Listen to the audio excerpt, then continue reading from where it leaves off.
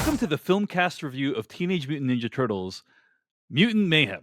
I'm going to read the plot summary of this movie from IMDb. The film follows the Turtle Brothers as they work to earn the love of New York City while facing down a threat. End quote. It actually gives away what the threat is, but I'm not going to say what the threat is because I don't want to say what it is. Use your imagination. Before we start talking about this movie, why don't we spend a little bit of time talking about our relationship to Teenage Mutant Ninja Turtles? I was a big fan from childhood, watching the cartoon, playing the video games, playing the arcade games. Like, it was a big part of my childhood, and and one of the key touchstones of how I experienced pop culture. I haven't really been keeping up with the later sort of renditions. Things kind of got a little wild there for a while. Yeah, there was a Platinum Dunes, like, Michael Bay executive produced one. I literally don't know if they have multiples? If we watched or reviewed that on this like, it's possible we reviewed it on the podcast and I have no memory of it. No. Not that I recall. But yeah, there was one where basically the turtles look like Transformers. Like they all have, like, 50,000 features and stuff like that. Anyway, yeah. There was the mid 2000s CG one, which I kind of liked actually. But yeah. You like that one? You dug that one, yeah. So anyway, a lot's to like for me. Devindra Hardwar, what were the turtles like for you in your childhood? I mean, yeah, I grew up with it. I feel like it was just a constant within our generation. But I always remember the first Turtles movie. I watched that as a kid, and that is a fascinating movie because it's kind of slow going. It's kind of deep. It's about the turtles feeling like outsiders and not belonging in this world. And that's the storyline I've always, like, attached myself to. So that's what I've always loved about the X-Men as well. And yeah, they're sillier, campier versions of the turtles. But for me, it was always that core idea of that movie. I like the second one too, Secret of the Ooze, but it was always the first movie I keep coming back to. I thought there was always something, like, interesting and deep about them that the cartoons and all those things kind of lost. And then later on, when I was older, I learned there were comics. And I also learned that, the Turtles kind of were formed around where we went to college. So we have, like, a personal link to all those things too. But yeah, I love the Turtles. I love it, like, at least when you don't go fully cartoonish on it, I guess. Yeah. Jeff Kanata, any thoughts on the Turtles for you? I hate to break to you, fellas, but there's only one person on this broadcast that has been interviewed for the official Teenage Mutant Ninja Turtles documentary. Who's that? That would be me. Oh, that would be me. Wow. I am in Turtle Power. Yeah. The Turtles. What is it? The subtitle. The definitive history of the Teenage Mutant Ninja Turtles.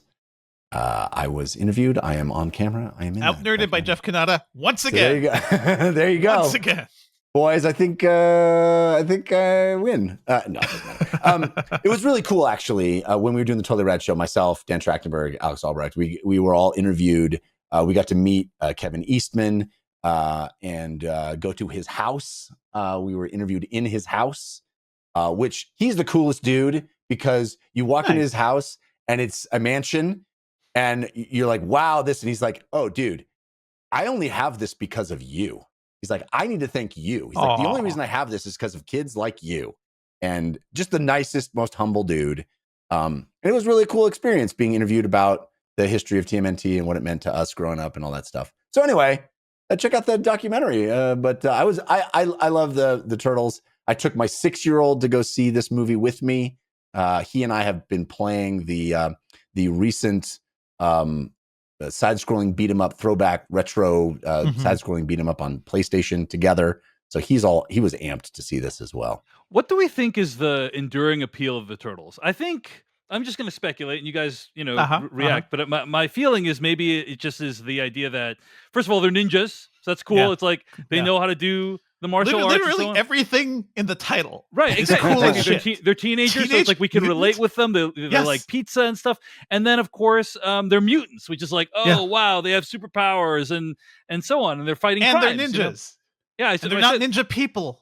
They're Ninja Turtles. Mm-hmm, it's the coolest thing in the world. Exactly. Yes. So I think there's just like this confluence of things that, like, kids inherently find cool, right? Like there's a lot of There was some weird, ineffable thing that Eastman and Laird unlocked in that design. Yes. That is evocative. That connects to us in some way. Putting the blindfoldy thing on top of the turtle face and having weapons on a shell There's just something that kids connect to about that. Like, that is cool. It's just that visual design. And there's been variations on that theme. They've been more cartoony. They've been more, the original Eastman and Laird were very sort of anime and very black and white and harsh and more adult. But whatever version of it, there's just something about seeing a turtle as a ninja that is cool, Totally. And the villains were all crazy and iconic too. Like, it's just like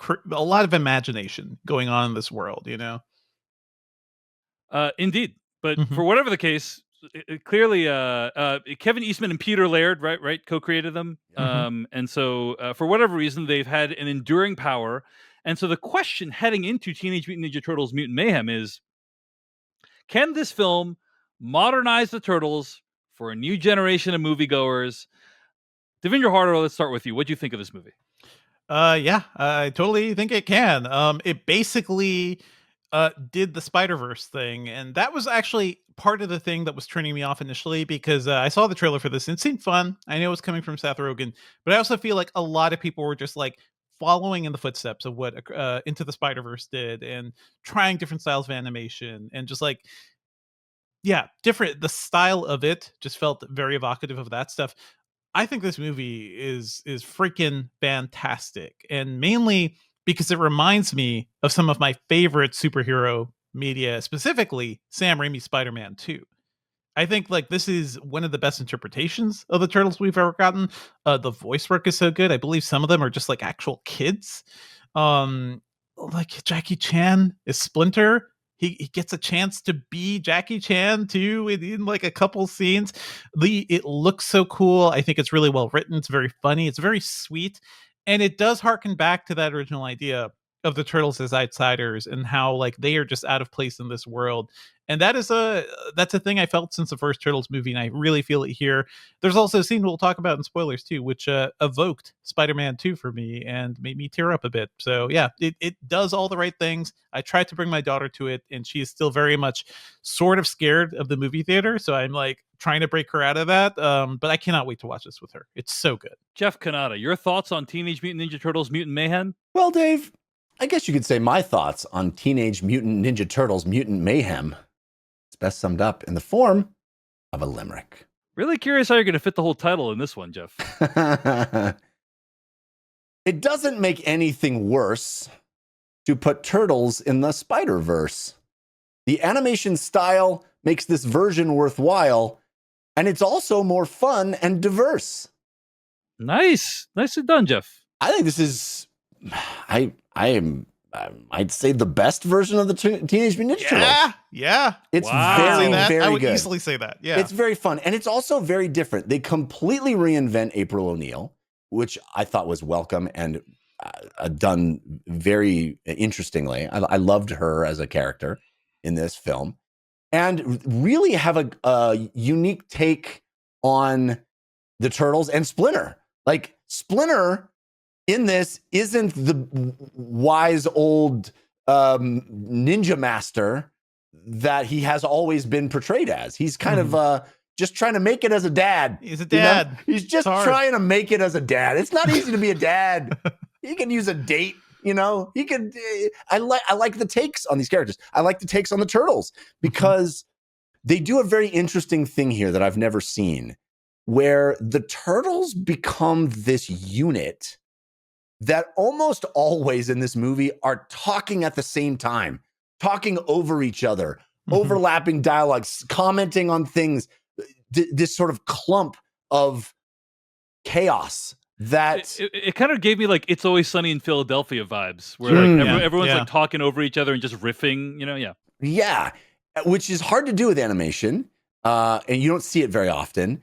And I thought was a really inspired notion. It drives home the teenagerness of the Teenage Mutant Ninja Turtles, but also kind of gives them an identity as a unit that I've never seen before, where they're this sort of complementary, greater than the sum of its parts, like mass of teenage energy.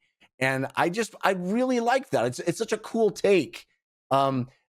I do think the byproduct of that is that they lose some of their individualism. Hmm. And I don't think any one character particularly stands out. They try to give a little distinction here and there about, Leo being the leader and having an identity, but I don't think the movie really has time to dig into each of the turtles' individual arcs. It becomes an arc for them as a unit, as a group. But I thought that. Go ahead. I just want to I want to piggyback off that point. Is interestingly, I think that they use the turtles' physicality as kind of a substitute for that. Yeah. Like when I've seen them in the cartoons, they're all identical, basically, right? Well, but the original Eastman and Laird is actually identical. Yeah. Right. And in this one, like I think Raphael is like significantly larger than the other ones. He's a big boy. More brute force, and then one of them, I think Donatello is like the smallest and like meekest one. So anyway, sorry to interrupt. You were on a good run. No, you're right. But I just wanted to like say like they use like the physicality to like substitute in for some of that character development. And Raph is still angry. Like Raph is still like the guy who always has like his big rage out. So that's way back to the first movie too. Yeah. Anyway, Jeff, go ahead. You're right. They are more physically distinct, design-wise distinct than they have been in the past. Because usually it's like their weapon and their color is the distinctive factor, right? And their behavior. But here they are actually very different. Standing in a group, they have different heights, different sizes. It is different silhouettes. I think that is an interesting decision. But I thought it was cool that maybe subsequent films, if there are some, can delve into what makes each of them individual. But I thought this movie took an interesting tack because it has them as a character, like the Turtles as a character, April O'Neil as a character, and then these like ancillary side characters as their own character, which I thought I did not expect that. The sort of other mutants that have been introduced over a period of time. Love the M word. The M word, it always makes everything good, including X-Men. Just want to chime in here. A sequel is confirmed, and there's a TV series coming too. So as it should be. Everything is as it should be. Yes. Yeah, and this feels like the Batman Begins of the Turtles, Everything is grounded. Everything is explained. We really given a kind of an origin story for a lot of the stuff we know to be true, i.e. their relationship with April O'Neil and, their, coming out of the sewer and sort of deciding to be heroes. Like so much of this movie is about deciding to be a hero or not. And I thought it was great. Like I said, I saw it with my 6-year-old. He absolutely loved it. He was all over it. I mean, some of the very avant-garde style, the visual style, Devindra and I have both name-checked Spider-Verse, which I think this movie wouldn't exist without Spider-Verse. This movie runs because Spider-Verse walked, right? But because it also ran. That's the real truth. And swang. Swung, swimmed. But it isn't exactly that style. It is it's certainly inspired by it. It's but more it has watercolor. Its own particular tweak on it. And I would describe it as being like, what if claymation had then like a colored pencil pass over it? It looks almost clay and physical, but there's like a colored pencil chaotic thing that's going on. That's very cool. And nothing in the world is symmetrical, which I thought was really interesting. People's faces are kind of lumpy and misshapen, never the same on one side or the other. No building, no car, no vehicle, nothing is symmetrical left to right. And it makes for a very funky look that I thought really worked. But it can be pretty intense and overwhelming. I think I was worried about that for my 6-year-old. But he grokked it and he was in. He loved it. He thought it was a blast. And I love that it could be a real PG experience that I felt comfortable bringing him to. And we could go to see together. And I didn't have to worry about, the F-bomb here or real gory violence there. I love that they're bringing the Turtles back for kids. And I got to share it with mine. That's wonderful. I want to comment a little bit more. That wasn't quite my take on the animation style. Honestly, it felt a lot to me like children's drawings.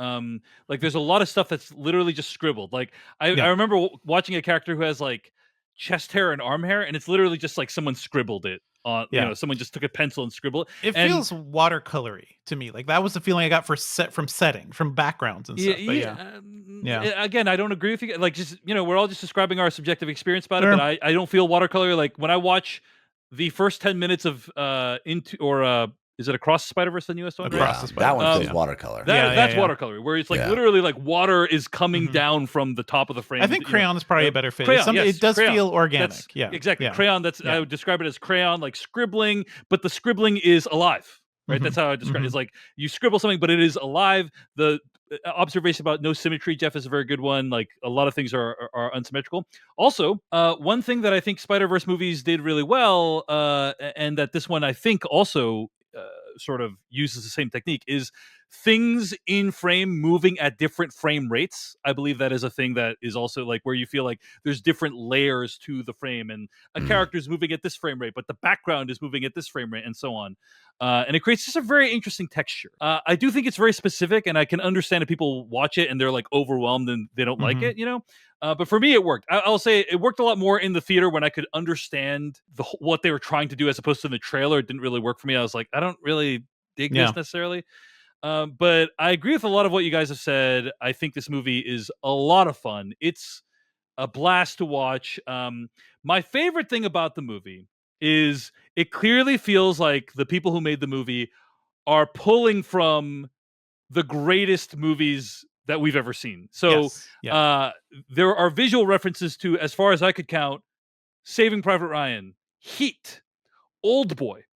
These are all things like that have scenes that are referenced. Just great kids movies. Yeah, just some of the greatest kids movies. But that's what I'm saying is like they're pulling that visual language, things that evoke the scenes from those movies and putting them into this film, and that makes it a delight for cinephiles. You're watching this movie, you're like, oh wow, they're cribbing from some of the greatest of all time, and it's a delight. I also think the way they handle the turtles, you've already said, this is one of the few times where I felt like the turtles are voiced by teenagers. I remember growing up watching the cartoon, and it's like, oh, those are all like full-blown adults. Like they look full-blown adults, Ninja Turtles. Right. They look like they're huge. They're like adult height. Yeah. They sound like they're voiced by adults. And so I've always thought of them as like adults or young adults, and like this is the first one where I'm like, oh, they're actually like kids, and they're trying to figure out things like kids do, and Splinter being a kind of dad figure is really interesting dynamic. So I love their training too. It's not just Splinter learning from his old master. It's what we do. They're just watching movies and learning from the movies, and like the cuts to actual live action footage and stuff.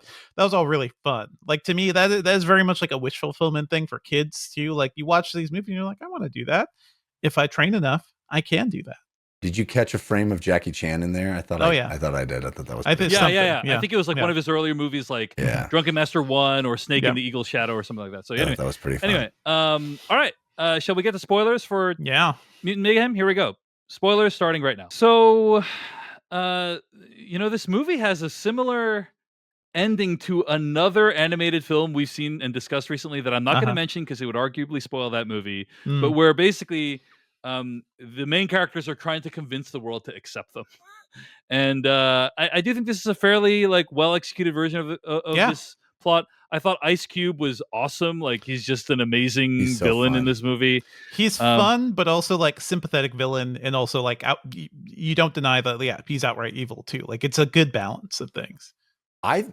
The movie that I think this movie patterns itself after more than any other is the original Ghostbusters. Oh, yeah. That ending is Ghostbusters, That's dude. Very Ghostbusters, It's about New York City. It's like, I love this town. Ha ha. That whole ending of Ghostbusters, which is about fighting a giant thing in the heart of the city, trying to get the people to accept them.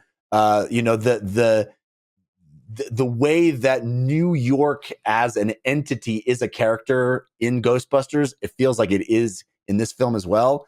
So it gave me real big Ghostbusters vibes. Yeah, that's a good call. Yeah.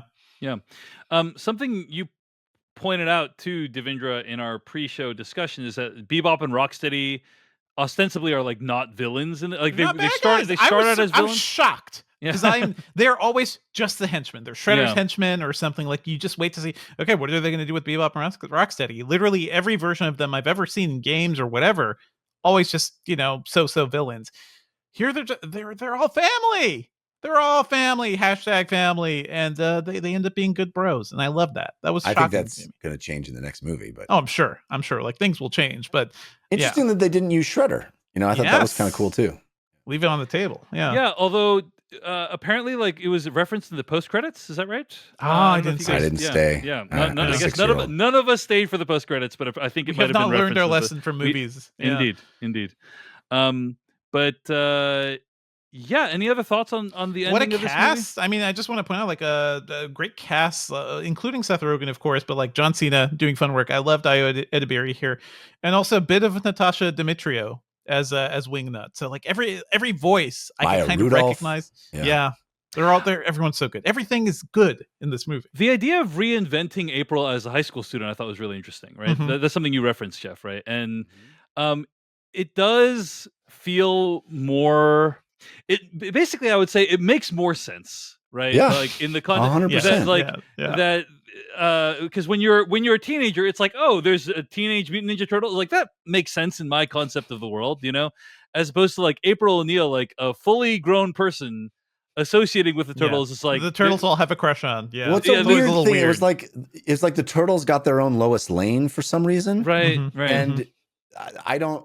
It was always incongruous in some, on some basic. I mean, level. it was in the original comics too. So like Yeah. she was always a character, and I believe even in the originals, like she wasn't just a white reporter too. Like there was always some interesting diversity going on in the Turtles. So really fun to see that brought back. Yeah, I thought all that stuff about her puking on camera was so funny. Yeah. and good references, the TikToks, everything. Like Yeah. Yeah, this movie knew what's up. Recreating the UI of the TikTok. I was a little bit bummed that we didn't get to see Baxter Stockman return. I think because it was his creation that became the villain, right?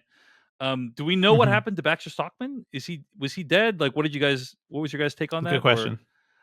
My sense was an unknown, open question. right? Yeah. It was open question. Because if I recall correctly, in the cartoon, Baxter Stockman was like a recurring character that would like come Right. back and Yeah. like Right. wreak his plan. So I feel like we haven't seen the last of Baxter Stockman necessarily, right?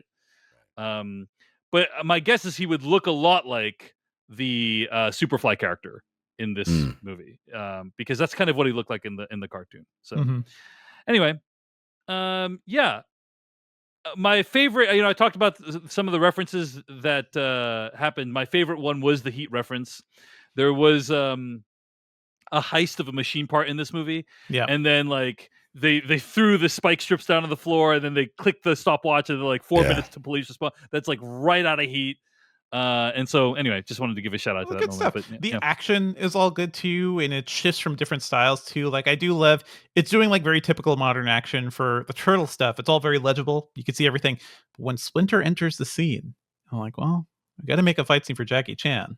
We make a Jackie Chan fight scene, and that's a lot of fun. I think shot very differently. It is filmed and edited and choreographed as though it is a Jackie Chan fight scene, and that is a delight. So. Using stuff nearby and being a little fun and being a little like comedic. Like I loved it. Those are all things kids. It lost on the kids, but we know what's up. All right, folks. Well, at the end of the day, it is really impressive that Jeff Rowe made a movie.